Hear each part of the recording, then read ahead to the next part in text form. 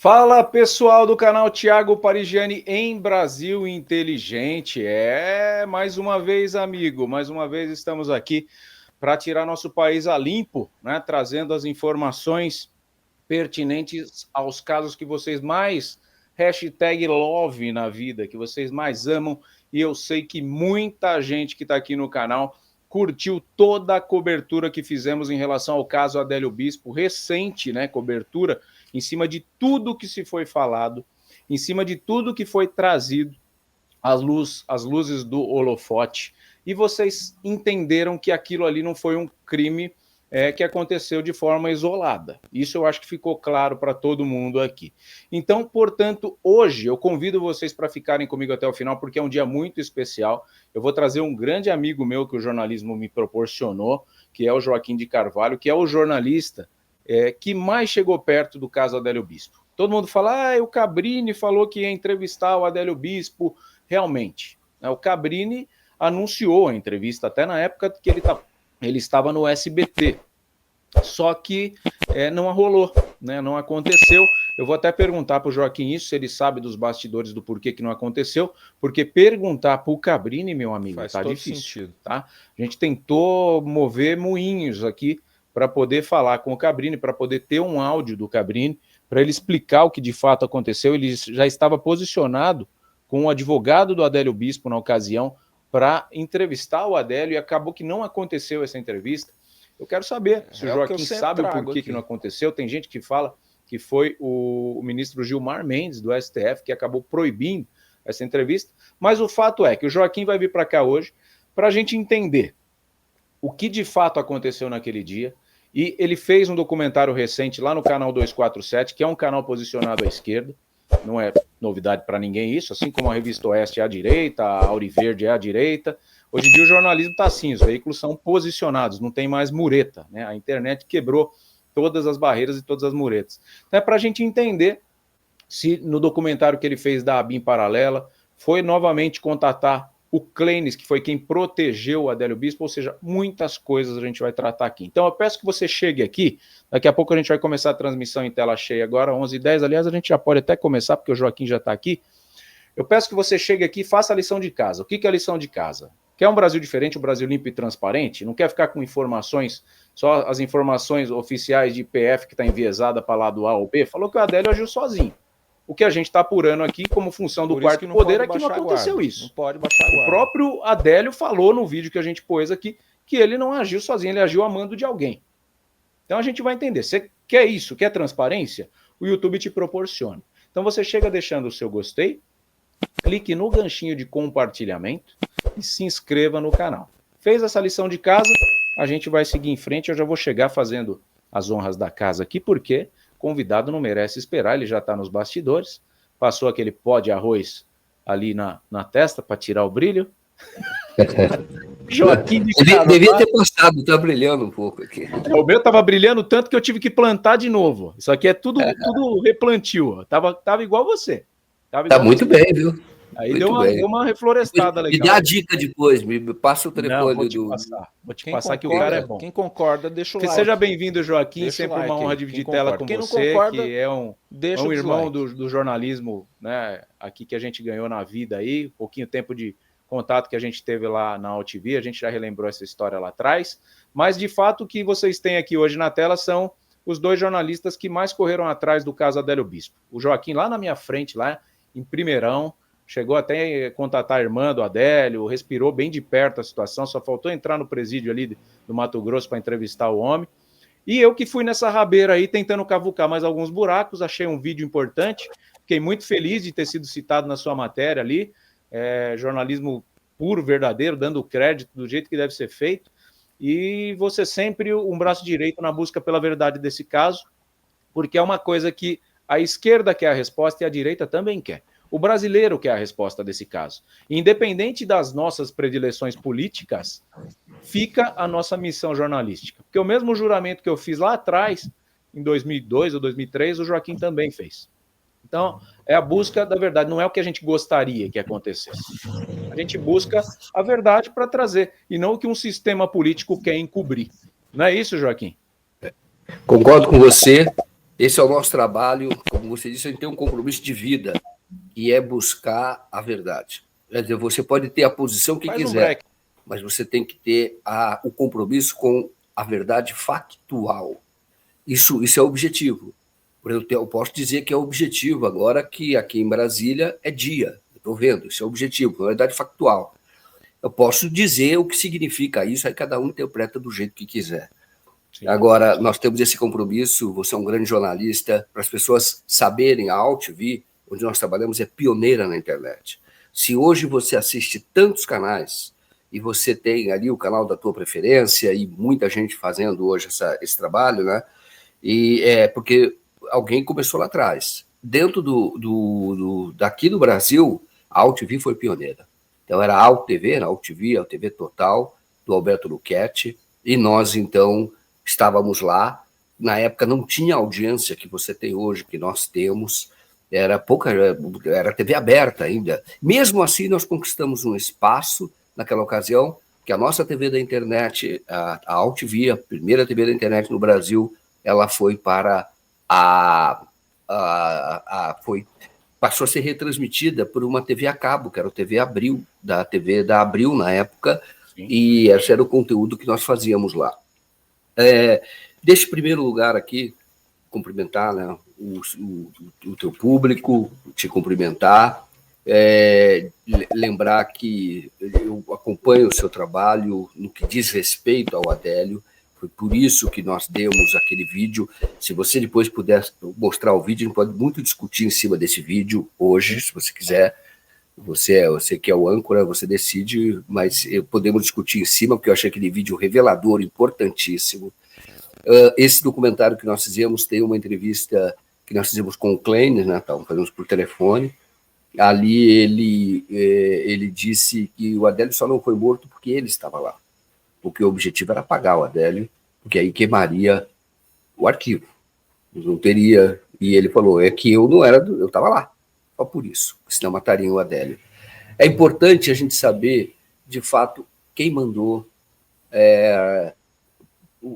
com que objetivo. Isso é importantíssimo. Entendo que a Polícia Federal ficou até a metade. Entendo que a questão da BIM paralela, hoje, que foi colocada, foi o tema do nosso documentário, ela nasceu em Juiz de Fora, e isso nós podemos explicar por quê. E estou aqui à sua disposição, viu, Tiago? Estou aqui, as perguntas que você quiser fazer, e não me deixe falar muito, porque senão eu fico falando. Dois jornalistas é um perigo. Quando junta, começa. Se a gente começar a contar causos, então, aí vai até amanhã. Aí a gente vai ter que pôr uma cervejinha na mesa, um pouquinho de salame, aí já era. Acabou a live. Mas vamos focar no nosso objetivo. Eu vou colocar, obviamente, o vídeo é o prato principal do que a gente tem aqui. E depois, no meio dessa live, eu convido você a ficar aqui para saber a opinião do Joaquim em relação a tudo que está acontecendo agora, o quente. O Joaquim está em Brasília, Joaquim? Brasília. A gente tem um escritório agora em Brasília. Eu estou chefiando esse escritório aqui em Brasília. Mas, claro, viajando já desde a semana passada, fiz já mais 2 apurações muito fortes e viajo muito, mas minha base hoje é Brasília. Então, o Joaquim está onde tudo está acontecendo nesse momento aqui. O Alexandre de Moraes pressionando o Mauro Cid, a prisão iminente do Bolsonaro aí, todo mundo nessa expectativa de que aconteça, a direita na expectativa de que não aconteça, e a gente vai trazer os pontos aqui. Eu abri até para algumas perguntas de pessoas que colocaram aqui, sabendo da sua presença hoje, e a gente vai discutir, vai debater os dois lados, o posicionamento Por isso que não pode o Joaquim quiser trazer, eu vou trazer o que eu penso também, e a gente vai fazer um bom debate aqui, para você sair daqui com o melhor entendimento. Ninguém está aqui para mudar a opinião de ninguém, mas você vai ter um entendimento, tá? Jornalistas talvez que pensam hoje com viés completamente opostos, porém prevalece a amizade, a ética e o nosso profissionalismo. Eu vou fazer uma pergunta antes de a gente colocar o vídeo do Adélio para a gente debater. Esse vídeo foi conseguido exclusivamente aqui pelo nosso canal. Eu já falei quem deu esse vídeo, mas hoje eu vou preservar o sigilo da fonte. Quem quiser vai ter que garimpar um pouquinho, mas foi uma pessoa ligada diretamente ao Kleines que trouxe. Mas, Joaquim, antes da gente debater o vídeo que mostra ali o Adélio falando que ele agiu a mando de alguém, e ele cochicha o nome desse mandante, muito provavelmente no ouvido do Kleines, que até hoje não quis falar para a gente. Concorda? Eu não sei se o Joaquim conversou em off com ele, mas eu aí. já conversei em off, já conversei gravado, e ele não fala de jeito nenhum. O que aconteceu até hoje, de tudo que você viu, desde o dia 6 de setembro de 2018, o que mais te impressionou? Que você chegou a ter o conhecimento e você falou assim, rapaz, eu nunca que eu imaginaria que isso fosse parte desse ocorrido, aqui no caso o Adélio Bispo. O que mais te impressionou? Foi a faca? Foi aparecer uma faca na mão do feirante?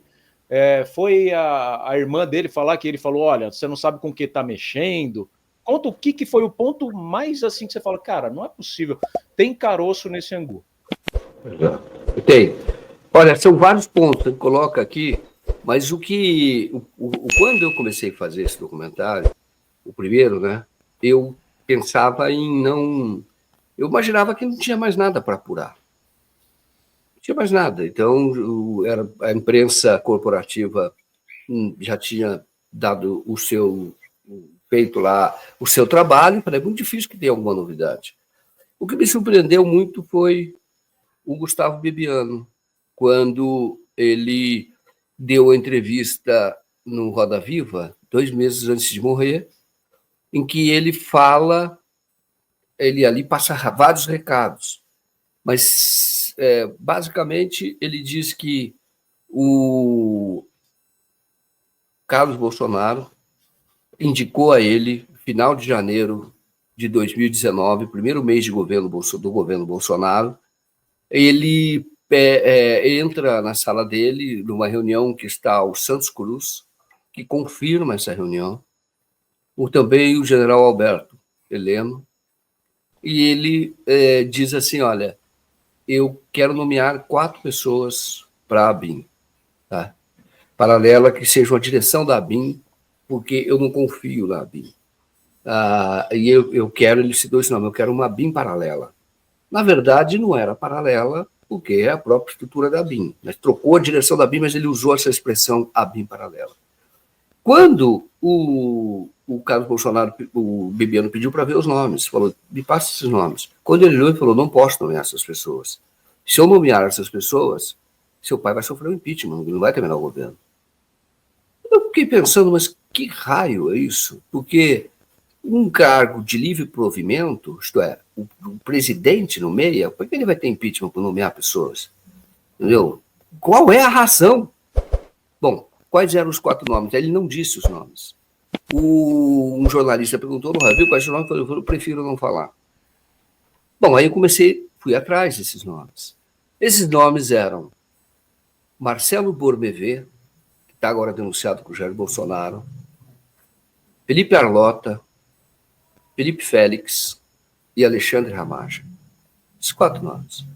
Mas por que esses 4 nomes provocariam o impeachment? Até hoje não tem a resposta, mas o que eles têm em comum? Esses 4 personagens, 4 pessoas, agentes de Estado, agentes públicos, eles atuaram em Juiz de Fora no dia 6 de janeiro. O Marcelo Bormevé, policial federal, está preso. Fui até ele, falei com a esposa dele. Ele, num certo momento, pensava em negociar a delação paralela, mas ninguém teve muito interesse, porque parece que não querem avançar nesse caso. O Marcelo Bormevé não tinha atribuição naquele 6 de fevereiro, mas foi quem organizou a segurança do então candidato a presidente Jair Bolsonaro. Toda a estrutura de segurança em Juiz de Fora foi ele. O Marcelo Bormevé é o que dá o soquinho no Bolsonaro? Não, esse é o Felipe Félix. É o Félix. Tá. Então, o Marcelo Bormevé é aquele que tem o cabelo branco. Ele agora foi denunciado, né, pelo Ministério Público, o Procurador-Geral da República, porque ele era a pessoa que, segundo a denúncia, levantava informações para colocar na rede mensagens que a polícia considera de desinformação, de fake news, desinformação, mas é ele que fazia esse levantamento. Bom, era ele que organizou, ele não tinha essa atribuição, porque quem organizava a segurança do candidato era uma estrutura da Polícia Federal. O Luiz Felipe Félix fazia parte dela. que eram aqueles que vinham do departamento da Polícia Federal para proteger os candidatos a presidente. Esses que faziam contato com as autoridades locais. Como é que eu soube disso? Ele era um dos nomes que foi entregue ao Bobiano. Porque o organizador do evento do Juiz de Fora, que foi o presidente da Associação Comercial e Empresarial Juiz de Fora, que é o Aloysio Vasconcelos, ele me contou. Ele falou, o Marcelo foi na minha casa e fez algumas exigências. Uma delas, de segurança. Uma delas era que eu contratasse uma empresa de drone e que o drone gravasse todo o deslocamento do então candidato. Vamos lá. Aí o Felipe Arlota foi quem trabalhou com o Marcelo Brunevet nessa estruturação da segurança. A Polícia Federal soube disso, mas não quis investigar, porque ele não podia nem ter feito isso, porque significa até um desvio funcional. Não era atribuição dele. Ele estava ao serviço da Polícia Federal. Mas a polícia não avançou nessa investigação. Bom, lá e o Marcelo Brunevet está preso. Eu fui na frente, tentei falar com ele, falei com o advogado dele, falei com a esposa dele. Bom, o Luiz Felipe Félix, que é o que dá o soquinho, e que depois ele vai para a ABIN e trabalha diretamente com a presidência. E o Alexandre Ramagem não estava lá em Juiz de Fora, mas foi indicado pelos agentes como uma pessoa que seria de confiança, e com isso ele adquiriu a amizade do Carlos Bolsonaro. Vamos lá. Quem é que organizou, mas tem mais um nome, isso me chamou a atenção, a pergunta. Quem é que organizou, quem é que teve a ideia de fazer aquele evento? Se chama Marcelo Álvaro Antônio, que era deputado federal e depois virou ministro. Ele é de Minas Gerais, foi ele que organizou o evento. E ele passa a ser o quê? Quando teve aquela... Ele ficou numa fragilidade política por conta das denúncias das laranjas lá do PSL, ele continuou ministro. E quem é que segurou ele politicamente? Carlos Bolsonaro. Ele segurou politicamente, isso é público. Segurou para que ele não caísse. Foi ele que organizou todo aquele. Aquele evento em Juiz de Fora era para ser em agosto. Ele foi em setembro, dia 6 de setembro. Faz todo sentido. O que liga mais a algo que é estranho? E olha, eu estou falando para vocês podem discordar, vocês podem dizer, ó, você está com viés. Não, eu estou relatando fatos. E aí podemos discutir depois o que eu acho, do ponto de vista como jornalista, interpretar, mas eu estou relatando fatos. O Adélio faz o curso de tiro, sem ter arma, num local que era o ponto 38, que é de pessoas que são... A Júlia Zanata era a namorada do dono e era porta-voz desse clube de tiro. Foi depois porta-voz. Que era ligado à direita, à extrema-direita mesmo no Brasil. Fato. O Adélio vai lá e faz o curso de 4, 5 e 6. Ele faz o curso de tiro. O Adélio era um miserável. O Adélio morava, miserável assim, pobre, vai, porque é trabalhador. Então ele morava num quartinho, pagava R$250, num quartinho sem banheiro, eu mostrei isso nos documentários. Um banheiro comum, uma casa que ele tinha lá, um banheiro. Ele trabalhava num restaurante na época, que era um restaurante de comida japonesa. Eu fui lá também. Nossa, ninguém quis falar, foi uma confusão ali. Chamaram até a polícia. Ele trabalhava no restaurante? Trabalhava, era garçom. Tá? Então, ele foi servente pedreiro, foi garçom, chegou a trabalhar em navio, e é uma pessoa inteligente, porque ele falava mais de uma língua, ele trabalhou em cruzeiro, entendeu? E embora fosse... Ele era um pregador evangélico, tá? Tenho imagens dele, ele pregou muito na igreja do Evangelho Quadrangular. Ele estava depois de uma outra igreja, levou o sobrinho dele para a igreja evangélica. Para você, ele é esquizofrênico? Eu não tenho como diagnosticar, né? Mas eu entendo que ele era uma pessoa, como muitos na vida, absolutamente socialmente normal, útil, trabalhava. Era considerada a pessoa mais inteligente de todos. Eu entendo que ele tinha um transtorno, sim, mental, mas eu não sou especialista, até porque isso já foi diagnosticado por juntas médicas diferentes. Ele tem considerado um transtorno paranoide. Tem essa maneira de perseguição. Quem não concorda, agora o Gogo trouxe isso, né? Você entrevistou o Fabiano Gogo. O Gogo, eu tenho uma especialidade aqui em psicologia, tal. Ele é esquizofrênico, né? O Gogo cravou. Ele não é médico, mas ele cravou aqui em live comigo. E eu falei, cara, mas você vê, o histórico que você me traz de um cara articulado, que trabalhou em cruzeiro, que aprendeu um idioma, né? Poxa, ser taxado hoje como um cara incapaz mentalmente é estranho.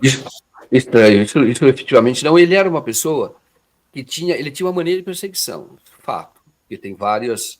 O Facebook dele, quando você olha a rede anterior dele, você percebe isso. Ele tem uma fixação pela maçonaria, por exemplo. Então, é muito ligado a teorias da conspiração. E não quer dizer que todo mundo que tem esse teoria de conspiração tem algum transtorno mental. Mas, efetivamente, ele tinha. E eu tive o depoimento dele, é porque eu apurei muito esse caso. O depoimento dele, não. Eu tenho o depoimento do advogado trabalhista dele, que ele entrou com uma ação trabalhista e ganhou 2 anos antes. A Polícia Federal explica que o dinheiro que ele tinha, que era R$ 2.800 que ele tinha de saldo, fruto, porque ele era pobre, né, que é fruto dessa indenização. Mas era uma indenização de 2 anos antes, mas o advogado trabalhista disse que um dia, depois que ele deu a ação, um dia ele entra lá em Montes Claros, na sala dele, e fala assim, eu quero entrar com uma ação contra o Michel Temer. Mas por que o Michel Temer? Porque o Michel Temer está roubando meus projetos de lei. Então ele diz que alguns projetos de lei, reforma trabalhista, algumas coisas assim, era ele que teve essa ideia, e o Michel Temer foi lá e roubou. E apresentou. Claro que isso não é para ficar alguém. Então, esse transtorno. Isso, efetivamente, isso é fato. Eu acho que sim. Não significa que ele não seja útil. Tanto é que era. O último emprego dele, eu fui conversar também lá quando ele foi para Juiz de Fora, ele trabalha 3 dias antes do Bolsonaro entrar, ele trabalha num restaurante chamado Restaurante do Gaúcho. Esse é o Gaúcho, eu fui, jantei lá antes para ver, depois conversei com o dono não quis gravar a entrevista, mas me contou dele que guarda a caneta que o Adélio tinha, que usou, e guarda um texto que o Adélio fez, tipo solicitando emprego, sabe? Ele guardou como uma recordação histórica, ele guardou, mas ele não dá entrevista, tem medo, acha que pode ser queimado e não fala. Mas o que ele conta, que o Adélio trabalhou 3 dias lá e o Adélio, a única coisa que chamou a atenção dele é que o Adélio era quietão. Que o Adélio, ele trabalhou como garçom, mas o Adélio ficava na dele ali, fez um freelancer ali, ficava na dele, ele deu esse emprego, ficava na dele. Então ele era útil socialmente, ele fazia o trabalho dele. Tá? Agora, que tinha essa maneira de perseguição, efetivamente ele tinha. Mas o que eu estava falando? Ele fez o curso de tiro. Fez o curso de tiro 6 de julho. O evento estava marcado, 6 de junho. O evento estava marcado para agosto. Aí o evento foi adiado. E porque eles queriam que o evento em Juiz de Fora coincidisse com o Dia da Independência, que a gente sabe que é muito importante. Para o Brasil é importante, mas particularmente várias ações do então candidato, depois do presidente Jair Bolsonaro, essas ações foram feitas no dia 7 de setembro. Então, um dado marcante. E eles quiseram que fosse dia 6. Tá? Aí o próprio presidente falou, mas eles queriam uma lotação, eles queriam muita gente. O presidente falou, mas dia 6 é véspera de feriado, as pessoas vão embora de Juiz de Fora. E a surpresa dele, o presidente da Associação Comercial Empresarial de Juiz de Fora, Luiz Vasconcelos, é que mesmo sendo véspera de feriado, o Bolsonaro era tão popular, atraía tanta gente que foi uma imensidão. Bom, mas enfim, ali só dizer que o Adélio, só para relatar, que o Adélio, ele foi procurar o curso de tiro, conversou lá, pagava R$250 de aluguel e pagou à vista para fazer o curso 600, porque não tem transação, não tem banco. Embora ele tivesse conta bancária, ele levou o dinheiro, não sei porquê, se é que ele pagou. R$695, algo assim. Quer dizer, quase 3 meses de aluguel dele. Por um local que, quando você entra no ponto 38, você vê Mercedes, BMW, Range Rover. Isso é um carro grande. Curso de tiro não é para o perfil do Adélio, tem que ter arma. Sim. Mas, enfim, fez o curso. E aí, depois, lá na frente, vai para Juiz de Fora, a cidade que ele nunca tinha estado, e faz o que fez, que todo o Brasil sabe.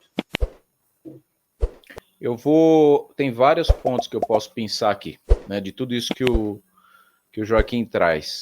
Eu vou procurar fazer a pergunta para o Joaquim e vou dar a minha resposta também.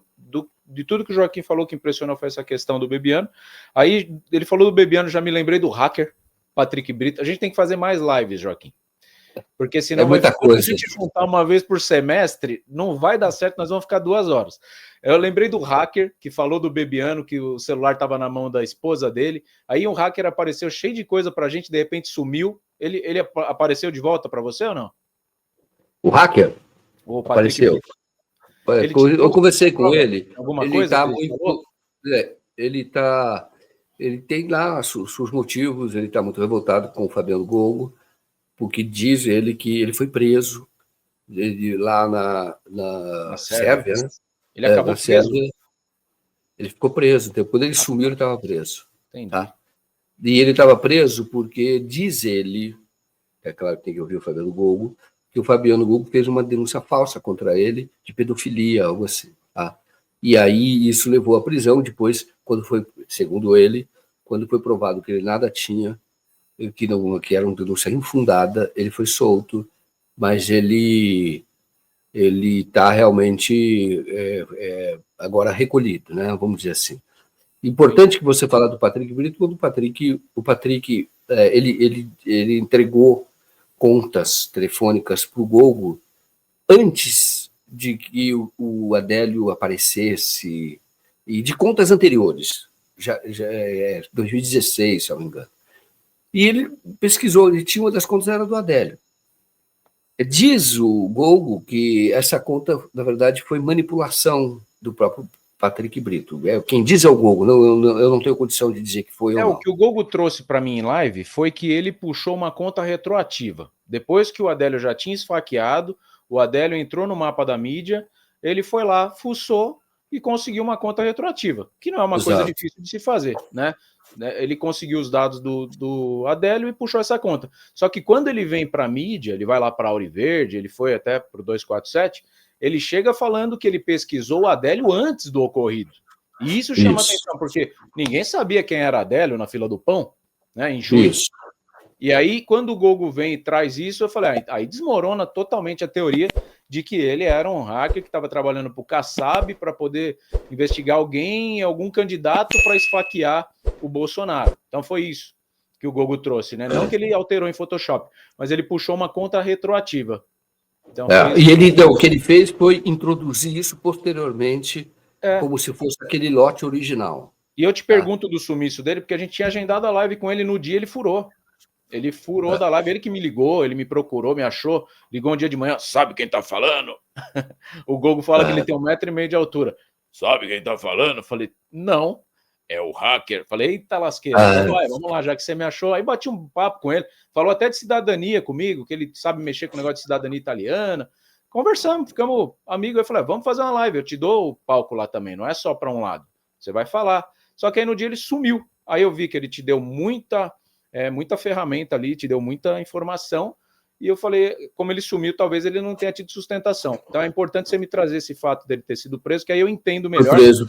Realmente foi um rolo. Os dois entraram em muito atrito, né? Eu falei, Gogo, fazer a live. Eu falei, Gogo, isso descredibiliza total, porque vocês brigaram pessoalmente, ficou um atacando o outro, questão de sexualidade, aí virou baixaria, aí não é jornalismo. Não dava. Eu saí disso também, você tem razão. Agora, de qualquer forma, ele é uma pessoa que efetivamente é hacker. Ele fez alguns trabalhos, ele conseguiu afastar um delegado lá de Araçatuba, ele mostrou que ele fez um trabalho legal para essa pessoa. Isso ele demonstrou. Ele não conseguiu demonstrar ainda a questão do Kassab. Foi por isso que eu também tirei o pé do senador e falei para ele. Porque não, era uma acusação muito séria, época de eleição, etc. Então, isso era muito sério. Eles não devem dar voz a, eventualmente, ser usado politicamente. Eu não vou aceitar isso. Foi a única coisa, mas, de qualquer forma, eu entendo que ele é uma pessoa que, sim, trabalhou, tinha relações na Embaixada dos Estados Unidos aqui, e monitorou um funcionário da Embaixada do Irã, isso a pedido dos Estados Unidos, localizou efetivamente uma pessoa que era ligada a um grupo terrorista, agora não lembro exatamente qual, efetivamente ele fez isso. Mas aí ele até quando ele me ligou, ele estava chateado porque eu tinha dito, atribuído, dei uma informação do Gogo, e não tinha nem como ouvi-lo na ocasião, porque ele estava preso. Sim. E aí ele estava dizendo que o que o Gogo falou, eu tenho que dizer, não é verdade, é isso. E aí, para a gente andar a live, eu vou pedir rapidamente a sua opinião em relação ao clube de tiro, e depois eu vou falar qual que foi o fato que me chamou mais atenção nessa questão do Adélio até hoje, e a gente vem para o vídeo para repercutir. O clube de tiro, na versão do Bolsonaro, o Adélio Bispo, só para chamar o pessoal, aproveitar que nós estamos num piquinho de audiência, a gente está com quase 5.000 telas conectadas aqui no vertical e também no horizontal. Chega interagindo, tá, gente? Nós estamos ao vivaço aqui, eu, Thiago Parigiani, do lado do Joaquim de Carvalho, os dois jornalistas que estão chegando perto aí dessa resposta do caso Adélio, que está lá incubadinho, lá no Mato Grosso do Sul, ninguém fala com ele, daqui a pouco eu vou fazer outra pergunta para o Joaquim me trazer se foi um ministro da STF que barrou a entrevista com o Cabrini e tudo mais, vamos debater um pouquinho isso, mas você chega interagindo, deixando o seu like, o seu gostei, a sua curtida, né, e o seu compartilhamento, clica no ganchinho, compartilhe para mais pessoas chegarem aqui, fazer a pergunta para o Joaquim, fazer a pergunta para mim e a gente poder fazer essa interação bacana. E não se esqueça de se inscrever no canal, a gente está chegando aí a 100 mil inscritos nesse canal, pouco mais de 4 meses de trabalho. Quando o Joaquim veio da outra vez, era o outro canal, estava com 150 mil inscritos, só que ele é um canal para aposentado, então esse aqui é um canal político, é um canal para a gente debater política, por isso que está mais organizado o chat. Da outra vez tinha um monte de aposentado indignado aqui, com o Joaquim, falando que ele era secretário do Lula, não é nada disso, tá? Respeito é bom e todo mundo gosta.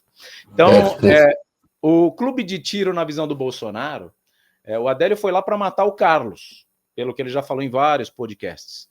O que você tira de lição? O que o Adélio foi fazer naquele clube de tiro? Rapidamente, resumidamente.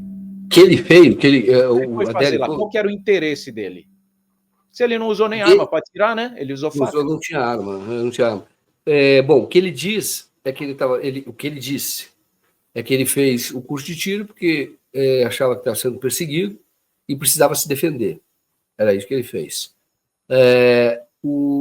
E aí ele procurou um curso de tiro e havia em Santa Catarina, é isso que ele fala. A Polícia Federal investigou e diz o seguinte, que havia 2 cursos em ação, 2 cursos de atividade, né? 2 empresas que ofereciam lá na região de Santa Catarina, dele era de São José. Esse curso, que é grande Santa Catarina, e ele morava em mais perto da casa dele, inclusive. Então, é como Guarulhos de São Paulo. Então, ele era cerca de 3,5 km da casa dele, ele ia a pé para lá. Tá? Foi por isso. Mas o que ele diz é que ele achava que estava sendo perseguido. Foi lá, tirou a informação e fez o curso. Mas o Adélio era ali um peixe fora d'água, viu? Completamente diferente. E por coincidência, o clube do Carlos Bolsonaro. Maluquice. Exatamente. E vou contar mais uma coisa. Eu conversei horas, almocei com ele, Luciano Mergulhador. O Luciano Mergulhador era amigo do Eduardo Bolsonaro, depois ele foi queimado. O Luciano Mergulhador é de Santa Catarina. O Luciano me contou que o dono do curso de tiro, que é o Tony, ofereceu a ele também que fizesse um curso de tiro. Na verdade, o Tony, segundo o Luciano Mergulhador, ele estava querendo atrair pessoas, não é para fazer uma guerrilha, não é nada disso, mas que tivesse pessoas que pensassem politicamente como ele. Então, isso que não tomou o Luciano. Mas esse Luciano é outro capítulo, viu? Porque o Luciano é o cara que organizou aqui o Jornal Nacional deu, ele fez aquele protesto quando teve a greve dos caminhoneiros, dizendo renuncia a Temer. E ele fez uma foto, o Adélio fez a foto do lado dele. E essa foto, eu perguntei para outras mulheres que participaram também, o Adélio participou. E era uma manifestação que não era de esquerda, era uma manifestação da direita, porque aqui, quando teve a greve dos caminhoneiros, o Bolsonaro deu uma entrevista e falou: o melhor para o Brasil é o Temer renunciar. Por quê? Porque o Temer, naquela época, antes de ter a greve dos caminhoneiros, estava articulando uma candidatura à reeleição. E aí isso poderia atrapalhar os planos do Jair Bolsonaro. Aí o Jair Bolsonaro foi para cima do Temer.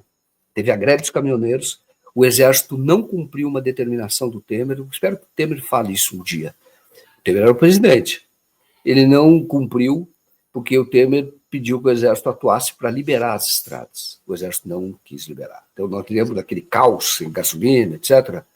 Aquilo foi alguns meses antes da eleição. E aquilo afundou o Temer de uma vez, que era impedido que ele tentasse a reeleição.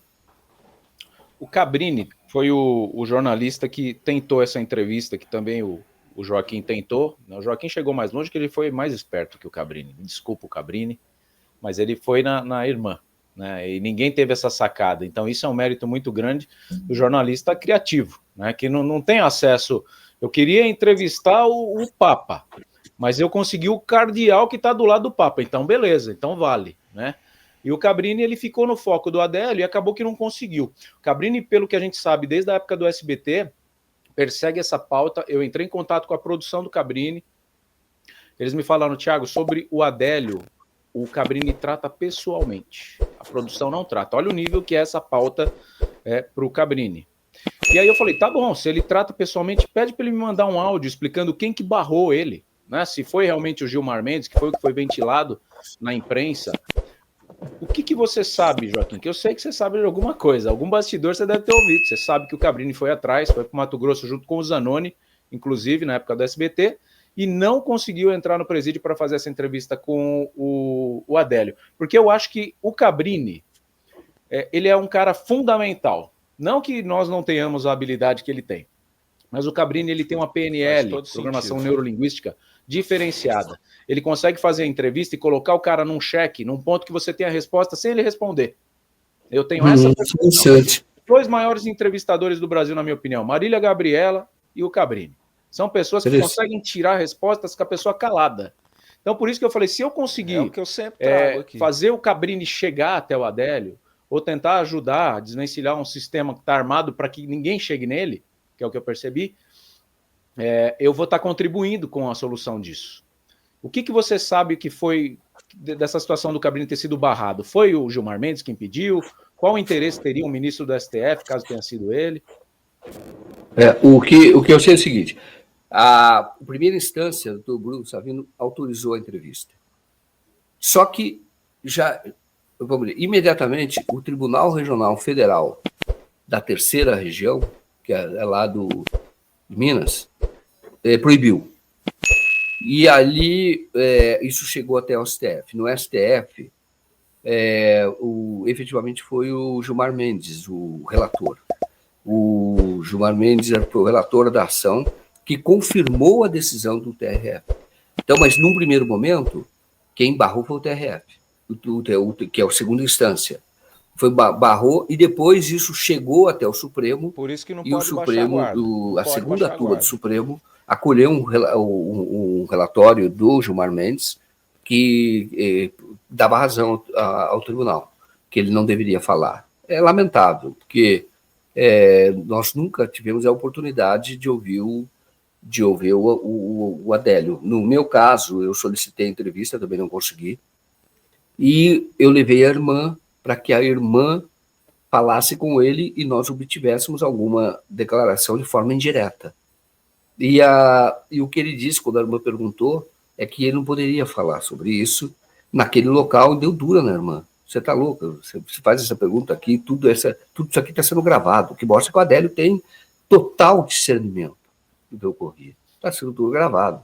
Então, quem concorda, aí, quem concorda, depois disso, o Adélio... Qual que foi a pergunta, Joaquim? Quem concorda? Quem não concorda, ela perguntou para ele, deixa o dislike. Assim, do tipo, Adélio, você tentou mesmo matar o Jair Bolsonaro? E foi a mando de quem? Aí foi isso. Tá? E aí ele falou, você está louco de fazer uma pergunta dessa aqui? Entendeu? Tudo isso aqui está sendo gravado. Essa declaração, isso que ela me relatou, essa gravação existe, está preservada no próprio DPEM, Departamento Penitenciário. Eu soube disso porque o defensor público que cuida hoje do caso do Adélio, o Elmo, ele viu essa gravação. Então, quando ele viu, mostraram para ele, e aí, no sentido de que, na verdade, tentaram desqualificar a irmã Maria das Graças, falando, ela está com outro interesse que não é familiar, porque ela fez essa pergunta, qual o objetivo dela? Aí, quando eu soube disso, eu falei, ela fez essa pergunta porque ela é uma pessoa honesta, porque fui eu que pedi para ela fazer essa pergunta, porque qual era o acordo com ela? Eu falei, olha, eu vou levar você para ver teu irmão, ela está com saudade do irmão, e primeiro você vai fazer, primeiro ela fez visita virtual, eu fui a Montes Claros, ela fez duas visitas virtuais, ela fez da Defensoria de Montes Claros e o Adélio em Mato Grosso do Sul. E aí ela não fez essa pergunta na ocasião, porque o Adélio ficou emocionado quando viu, falava bastante, etc. Aí fez uma segunda visita virtual, também não houve essa oportunidade. Aí depois foi uma visita presencial que eu levei com recursos meus pessoais, viu? Não tem nada a ver com 247, porque eu tenho interesse de saber a verdade sobre esse caso. Aí ela foi, levei, e não escondo isso de ninguém, entendeu? Porque é verdade. Isso é verba de produção, eu quero fazer, é minha produção, quero fazer e levei. Aí ela fez essa pergunta, a resposta que ele deu foi exatamente esta, e segundo o próprio Elmo ouviu, mas isso gerou todo um burburinho. Porque qual é o interesse dela, o que ela está querendo fazer, tal. Ela estava querendo ver o irmão. Ela fez essa pergunta porque eu pedi para ela fazer essa pergunta, foi isso. E ela foi honesta, ela cumpriu um acordo. Sim, nenhum problema. E a Maria das Graças, provavelmente, depois disso, nunca mais viu ele, né? A Maria nunca mais. Nunca mais. Aí, nunca mais, porque é o seguinte, aí ele passou a dizer que não queria mais receber a irmã. Ficou com medo. E é um absurdo. E no dia que ele teve a visita presencial da irmã, ele chorou. Entendeu? Também está gravado. Ele abaixa o olho quando ela falou: eu não vou desistir de você. Você é como um filho para mim. Porque ela ajudou a criar o Adélio. Eles perderam a mãe muito cedo. E ela já era casada na época, o Adélio adolescente. E ela morou com o Adélio. O Adélio morou com ela. Depois o Adélio e ela são tão ligados que quando o Adélio foi morar em Uberaba e ela precisava de emprego, ela foi para lá, para Uberaba. Então, com a família, com o marido, com o filho. O filho dela foi levado para a igreja evangélica pelo Adélio. Então ele tem uma relação muito próxima. Quando ela falou, não vou desistir, ele baixou o olho chorando. Entendeu? Sim. Bom, para a gente seguir a roda aqui, a minha resposta do que mais impressionou foi o medo do Clênis. O medo do Clênis, que é um cara corajoso, e vocês vão ver o vídeo agora, eu vou até colocar na tela aqui, de tudo que eu pude apurar, vai ficar um pouquinho pequeno porque está no WhatsApp, deixa eu ver se eu consigo deixar um pouquinho maior, aqui acho que é o máximo, aqui é o ponto máximo. O Clênis, que é um cara completamente... eu não sei como eu posso qualificar o Clênis, mas o Clênis era um cara sem pudores na frente da câmera. Ele arregaçava, ele bota para quebrar. O pai dele é igualzinho. Esqueci o nome do pai dele agora, o sargento Jurandir. Jurandir, que é mais fonte minha do que propriamente o Clênis. Ele falou: Thiago, o Clênis sabe, o Clênis sabe, só que ele não fala. Eu falei: eu sei, mas é que também tem que analisar o que ele ganha falando, né? O que ele ganha, o que ele perde. Então a gente consegue entender, e a gente não está aqui para querer espremer limão que está seco, a gente dá espaço para quem quer falar. Vocês viram aí o caso do Gritzbach. Ele foi pro Cabrini e muita gente fala: ele morreu porque foi pro Cabrini. Não, ele já estava morto. Já estava morto. Ele fez a entrevista no Cabrini para se proteger e olha a quantidade de gente que ele está botando na cadeia. Então, a imprensa, o jornalismo está aqui para isso, para servir como proteção. Né? Nós não estamos aqui para criar nada, criar histórias, nem nada. A gente está aqui para relatar o que aconteceu. Deixa eu ver se eu consigo pôr aqui. Acho que assim fica menor, né? Pôr assim que fica do jeito que estava, acho que estava ok. Isso, assim fica melhor. A gente não está aqui para criar nada, mas a gente dá espaço para quem quer se posicionar. O Clênis pagou caro essa conta já de saber, de estar lá no caso do Adélio, de proteger o Adélio da morte. Para quem não sabe, o Clênis pula em cima do Adélio, logo depois da facada, e protege ele do linchamento. Então, a conclusão que eu tiro disso é que ele foi um vírus no sistema. O Adélio era para ter atacado, era para ter matado o Bolsonaro e era para ter morrido, sido eliminado na sequência, e é justamente o que o Clênis fala na entrevista para o Joaquim de Carvalho. Então, a gente vai assistir o vídeo. O Joaquim vai trazer as percepções dele também. Eu fiz já fiz vários vídeos com esse recorte aqui, né? Porque a gente fica tentando achar resposta em qualquer detalhe. E aqui você vê muito detalhe. Então, se você está comigo aqui, somos quase 6 mil telas nesse momento aqui, deixe o seu joinha, compartilhe, se inscreva no canal e fortaleça para a gente chegar na nossa placa de 100 mil, para esse canal ser um canal oficial, validado pelo YouTube, que o YouTube só enxerga a gente depois dos 100 mil. Vamos assistir aqui Adélio Bispo, vídeo exclusivo com Clênis perguntando quem foi o mandante e toda a atmosfera logo em seguida da prisão do Adélio Bispo em Juiz de Fora. Não vai passar ninguém aqui, não. Qual que é a ideia? Fala. Eu quero dizer só que fala. Por que você tenta fazer isso? Sei o quê? Polícia. O quê? PM.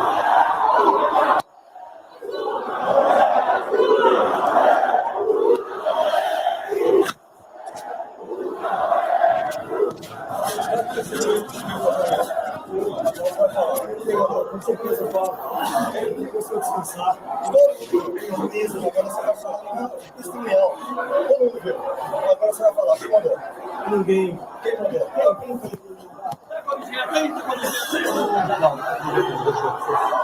foi? Queria que você fizesse.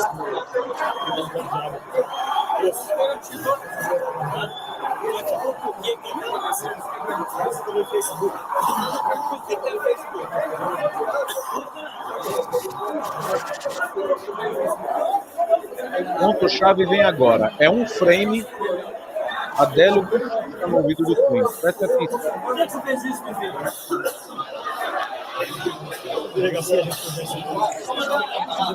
Olha lá.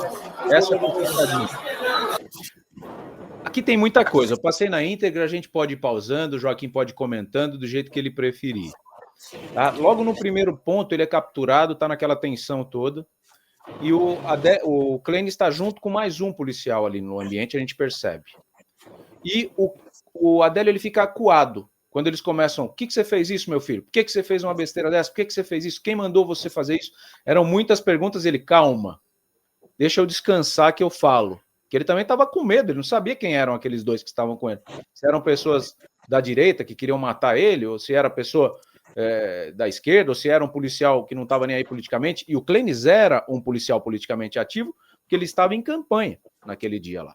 Ele foi aproveitar daquela muvuca para fazer campanha, acabou que perdeu as eleições, não serviu para nada. Essa questão política para ele até hoje acabou saindo caro, porque ele foi dado como aposentado lá na polícia, ganha 1/3 do valor que ele ganhava quando estava na ativa, ficou preso internamente. A gente entrevistou ele, inclusive, dentro do presídio, e ele precisando falar com a mãe, a gente tinha só 10 minutos. Então foi uma batalha, né? O Joaquim, quando foi para lá, não conseguiu entrevistar ele pessoalmente, né, Joaquim? Porque do Clênis? É. Do Clênis, não. Conversei com ele, pessoalmente não. Conversei com ele, a entrevista estava no documentário dele, falando que telefone. Ele sabia muita coisa e por que não mataram o Adélio ali? Ele falou que o objetivo era matar. Ele falou, porque eu estava junto. Porque eu era do esquema. Eu estava junto. Então, não iam matar na minha frente. Foi isso. E o que você falou foi, de fato, faz um break. Ele que levou até... E ele é uma pessoa que, vamos chamar assim, se ele prendeu o Adélio e estava junto, ele salvou a vida, vamos chamar assim. A hipótese de que o Adélio efetivamente quisesse matar e não fosse um autoatentado, e isso é importante, porque essa linha de investigação não foi perseguida e deveria ser perseguida. O que ele fez? Ele salvou a vida do Bolsonaro. Então, qual é a lógica? Que o Bolsonaro seria grato a ele, porque salvou a vida, estava ali, e daria espaço a ele. O que o Clênis faz? O Clênis era um admirador do Bolsonaro, muito forte. O Clênis, inclusive, era candidato a deputado na ocasião, no mesmo partido do Bolsonaro. E ele... porque o Clênis era um policial popular, entendeu? Como o pai dele. Todo mundo conhecia o Clênis ali, Juiz de Fora. E ele faz o quê? O pai dele saiu candidato na última para vereador. Saiu candidato? Sabe quantos votos teve? Menos de 10. Nossa, entendeu? Então, agora acho que eles estão um pouco queimados. Naquela ocasião, ele foi até Rio de Janeiro, Clênis, para ser um segurança voluntário do Bolsonaro. Foi na frente do condomínio Vivendas da Barra, ficou ali para proteger, para atuar. Bolsonaro nunca o recebeu. Faz todo sentido. Nunca o recebeu. Ele não teve nenhum espaço ali. Claro Parece que ele poderia ter interesse no Rio de Janeiro com ele uns dias. Parece que ele ficou no Rio de Janeiro. Ficou na porta ali. Mas gerou uma vaidade dos seguranças do Bolsonaro. É o que ele diz, o que eu saiba, o que eu sei, o que eu apurei, é que ele não teve espaço nenhum. Tanto que você não vê foto, você vê foto dele fazendo selfie ali. Mas foto dele com o Bolsonaro, não. E ele é uma pessoa que estava lá. Então, veja bem, os seguranças que eram efetivos, estavam ali, falharam, foram promovidos, foram para dentro do Palácio do Planalto. Ora, por que o Clênis não foi valorizado? Que era do mesmo partido, inclusive, do Bolsonaro. Só ver. E foi quem prendeu o Adélio. Exatamente. Ele algemou o Adélio. Pegou uma outra algema e algemou. Levou. Quer dizer, tem um outro policial que ele é magistrado que me processou e perdeu, que é um policial que é o que efetivamente é o que salta em cima do Adélio. Tá? Que é o que fica, por isso que o Adélio estava muito nervoso. As pessoas ficam tentando bater no Adélio, matar o Adélio. E ele salta, ele é muito forte, e ele sabe. E esse policial, que estava apaisando, ele... Qual que é a ideia, Paulo? Isso, tirar aqui o áudio, que senão fica ruim. Tá. E esse policial, que ele é forte, né? Esse policial, baixar a guarda. E ele estava do lado do Adélio todo o tempo, na caminhada. Porque o Adélio, eu peguei todas as fotos, o Adélio aparece no início, em que ele não... O povo está aqui tem um carro, o Bolsonaro está em cima do carro, falando para a multidão. Atrás desse carro estão assessores, etc., e está o Adélio. O Adélio caminha com um jornal na mão, supostamente com a faca dentro do jornal, ele caminha, vai para um lado, aí ele volta, daí ele volta e vai na direção do Carlos Bolsonaro, que está na porta do carro. E o Carlos Bolsonaro entra dentro do carro e se tranca. E aí depois ele disse, o Bolsonaro, que quando ele viu o Adélio, ele ficou com medo, porque ele falou, ele vinha na minha direção. Daí eu falei, puxa vida, ele salvaria o pai dele.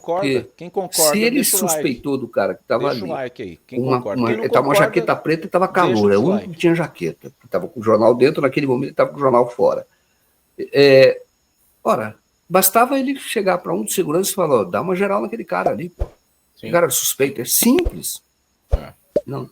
Ele não quis ser visto com o Adélio, efetivamente, porque o Adélio foi na direção dele. Aí o Adélio, dessa imagem que tem, o Bolsonaro inicia a caminhada. Algumas pessoas, e isso é que é importante do documentário, é o mais importante do documentário, tá?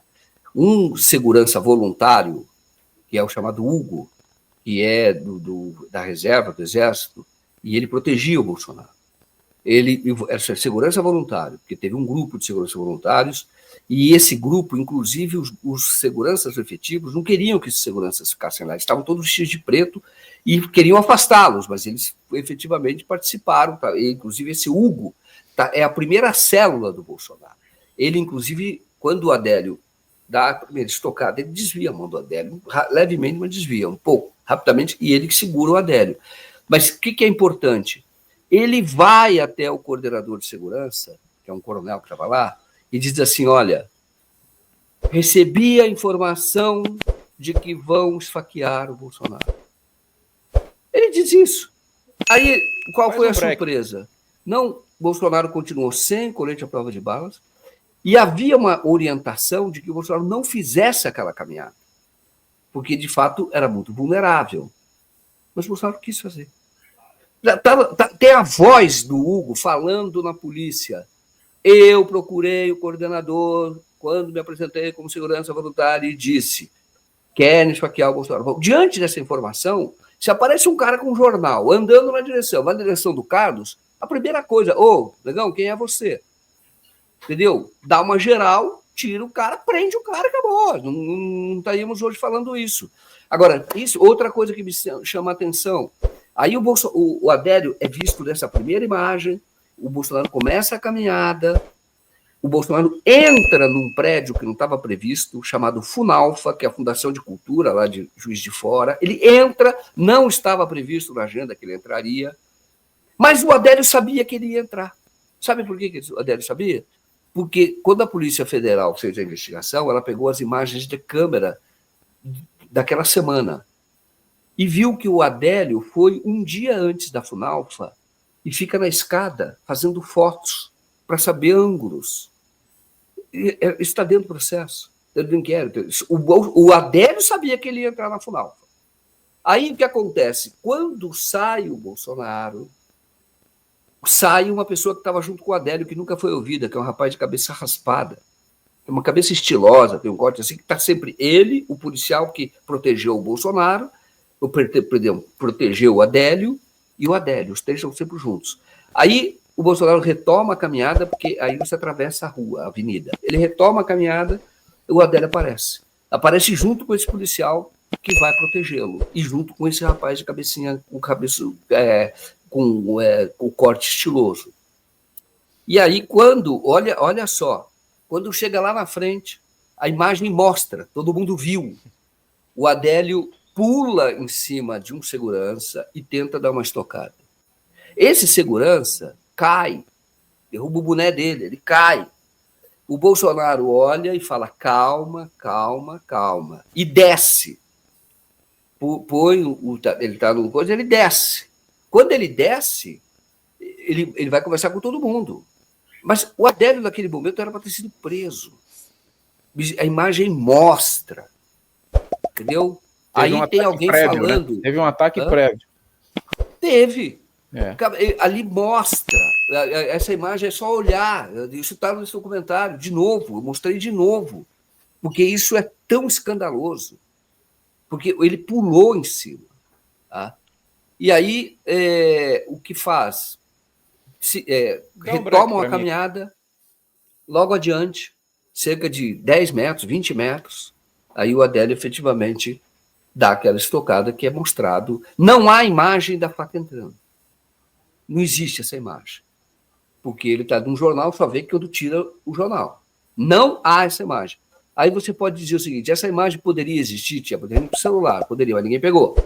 Mas tinha um drone, e o drone captando tudo conforme a orientação do Marcelo Gourmet. Captando tudo. Tudo. Captava tudo. Essa imagem sumiu. Essa íntegra, porque eu fui atrás. Isso a Associação Comercial pagou. Aí pegaram só trechos do drone, da imagem do drone, que mostra muita gente, tinha muita gente. E no mesmo dia da facada, começa a circular no YouTube um filme com todo aquele povo, que é um filme da campanha do Jair Bolsonaro, que é o candidato, e com uma imagem digital de uma camiseta rasgada na parte Brasil, ali, meu partido é o Brasil, tal, rasgada com sangue, e está no meio rasgado do BRA, Brasil, como se o Brasil tivesse dividido, rasgado. Essa imagem é falsa. Essa imagem não é da camiseta. A camiseta nunca apareceu. Nunca.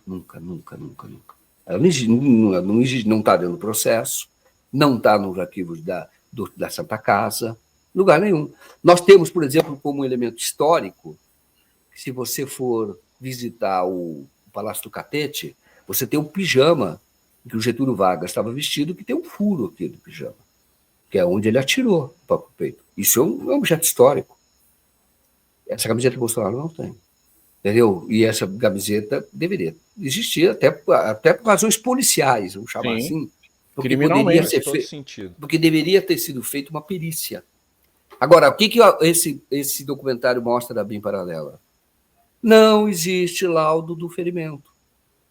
Você olha o processo de capa a capa, vai da frente para trás, em todo lugar, você fala, agora eu quero ver aquilo que é a materialidade da tentativa de homicídio. Né? A materialidade do crime, que é o laudo do IML, feito por peritos, que tem fé pública. Não existe. O que atesta que efetivamente houve a facada, o que nem atesta, o que a polícia levou em consideração é o depoimento do médico e um relatório que não é nem prontuário, que é um relatório do hospital, da Santa Casa. É isso.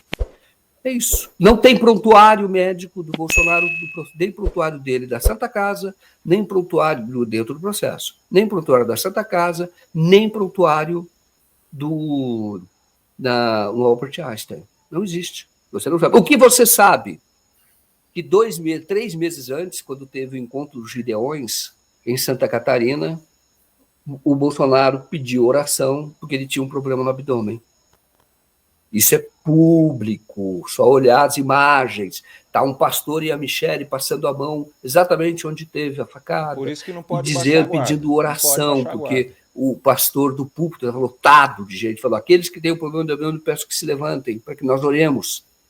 E o Bolsonaro, aí a Michele cutuca o Bolsonaro, ele pede, sobe, aí ele fecha o olho, os dois estão. Efetivamente ele tinha um problema abdominal, no abdômen.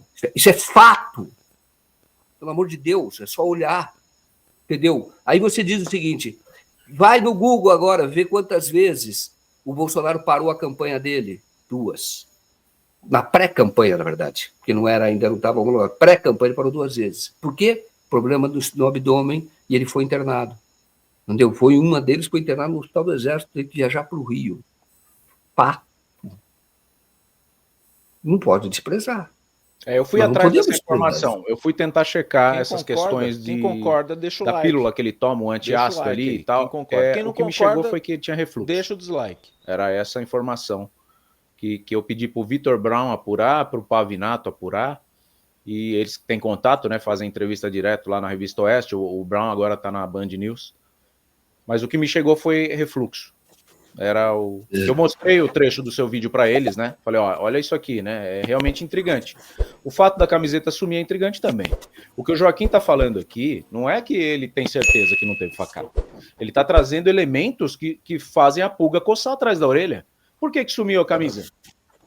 Né? Da mesma forma que a gente fala assim, por que a Dilma nomeou o Lula para ministro? Para tentar não prender ele. Na época que tava aquele vucu-vucu. Então, o sistema dá algumas brechas. E a gente traz as brechas e esfrega na cara e a gente debate, tá? Então essa é uma brecha. Onde foi parar a camisa do Bolsonaro? Jogaram no lixo? Oh, isso é importante, entendeu? Se a gente quer transparência, tem que ser assim. Joaquim, você quer... Agora, só fazendo um comentário, até para não deixar passar aqui na questão, porque isso também tem um peso histórico. Hoje, nesse caso também acompanhei diretamente, pessoalmente. Na questão da nomeação do Lula, efetivamente... tiraria o foro do Sérgio Moro e o foro iria para o Supremo Tribunal Federal se ele fosse ministro. Faz um break. Agora, o próprio grampo do Moro mostra que o Lula não queria ser nomeado. Um dos que pediram para ele aceitar ser nomeado foi o Paulo Henrique Amorim, porque o Emir Sader liga para ele, que é o sociólogo, e diz assim, Lula, aceite ser nomeado. Porque ele dizia o seguinte, não pode ter 2 presidentes. Se eu for para a Casa Civil, não vai ser mais Dilma, as pessoas vão conversar com ele. Não pode ter, isso vai travar o país. Mas o Lula não queria mesmo. E tanto que o Emir fala, o Paulo Henrique Amorim, o Lula, ele ouve muito você. Liga para ele, pede para ele aceitar. E ele efetivamente liga e fala, olha, o Emir me ligou e me pediu para falar com você, para que você aceite. Portanto, eu peço, aceite. O Lula agradeceu e nada falou. Mas o... Pegou muito mal, né? No mínimo pegou muito mal. Porque ontem mesmo eu conversei com... A gente vai acabar desviando aqui. Eu queria... Deixa eu fechar essa parte para a gente ir para a política. Vamos fazer 10 minutinhos do que está acontecendo com essa possível prisão do Bolsonaro. Você quer fazer uma leitura do vídeo? Que eu já fiz. Desse vídeo agora? Veio ele e falou assim, ó, ninguém entende nada desse vídeo. Eu falei, então vamos ver se o Joaquim quiser mostrar, porque ele falou, o vídeo é impressionante. Eu também fiquei impressionado quando assisti. A gente colocou legenda. Eu vou parando ele. Isso, colocou legenda. Você não está com a parte da legenda, né? Porque essa parte eu coloquei com o operador de áudio, isso está no nosso documentário. No nosso documentário tem a legenda. E se você quiser exatamente a legenda, dá, porque aí quando você tem a legenda, se você puder ouvir, eu pedi que isso fosse feito frame a frame e aí que legendasse. Sim. Aí ele efetivamente fala que não agiu sozinho. Eu precisava ver a legenda porque tem um termo, tem uma frase específica, mas ele fala assim, isso foi checado, a gente trabalhou com na edição. Fala. Vou falar. Não, na edição nós pegamos. Na edição, efetivamente, nós fizemos frame a frame, e aí a finalização, quem faz o documentário comigo é o Max Alvim, que é um cineasta, e ele tem uma equipe que faz Então, interpretou frame a frame e tem a frase. Eu queria até ver a frase aqui. Enquanto você vai falando, eu vou pegar a frase aqui. Manda o link para mim no WhatsApp. Manda o link do vídeo que eu vou posicionar ele aqui. Eu vou colocar um vídeo do Pavinato, que ele está falando sobre o caso da prisão do Bolsonaro. E eu vou querer a defesa do Joaquim, que ele vai fazer o contraponto nesse trecho, e a gente vai finalizar falando de política. E aí a gente mostra esse vídeo legendado na sequência. Manda o link para mim enquanto a gente vê. O Pavinato trouxe ontem no programa Faroeste Brasileira, lá da Revista Oeste, a interpretação dele de tudo que ele leu no relatório apresentado aí com as 270 páginas, onde inclui a delação do Mauro Cid. Enquanto a gente localiza esse trecho, a gente vai assistir para a gente poder debater. Você aí no chat, é a favor ou contra a prisão do Bolsonaro? A pergunta são duas. Você é a favor ou contra? E você faria uma manifestação popular caso Bolsonaro seja preso? São essas duas perguntas que eu deixo para vocês interagirem aí. Fique à vontade. Você que é esquerda, direita, fique à vontade. Quero a sua opinião, claro, do jeito que você pensa. Fala, Pavinato, o que você leu nas 270 páginas do relatório contra Bolsonaro e mais um monte de gente? Bom, depois de escancararmos ontem a verdade do que foi protocolado de denúncia, e o programa ontem, a gente realmente esgarçou a verdade aqui para a nossa audiência, nós falamos que boa parte, o cerne, o coração da denúncia, que foi dividido em 5, não se sabe por quê, deve ter havido alguma pressão, alguma coisa deu errado na PGR, tudo gira em torno da delação do Mauro Cid. Quase tudo.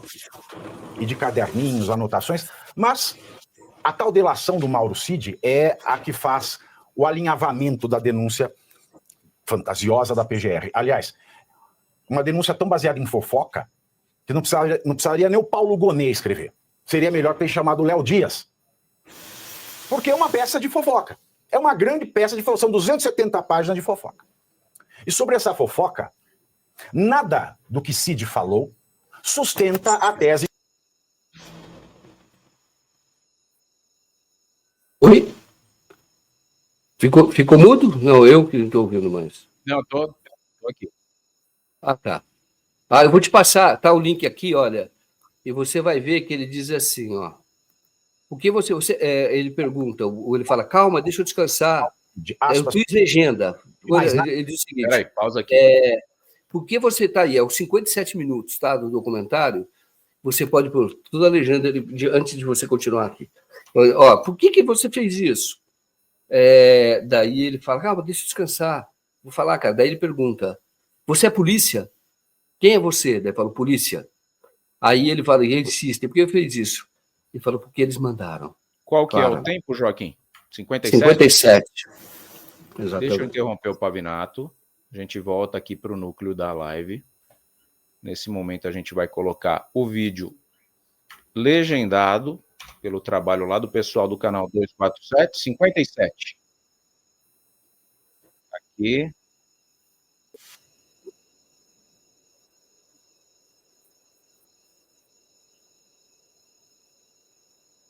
Tem imagem que você nunca divulgou? É isso que eu queria saber.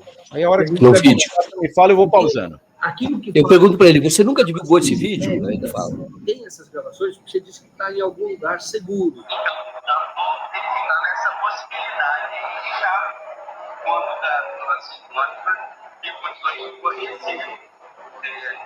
quando eu fiquei de me encontrar pessoalmente com ele, mas aí ele... Não. Olha aí. Só tem ideia. Eu quero descansar aqui. Fala, você fala. Se você já está fazendo isso. Polícia. PM.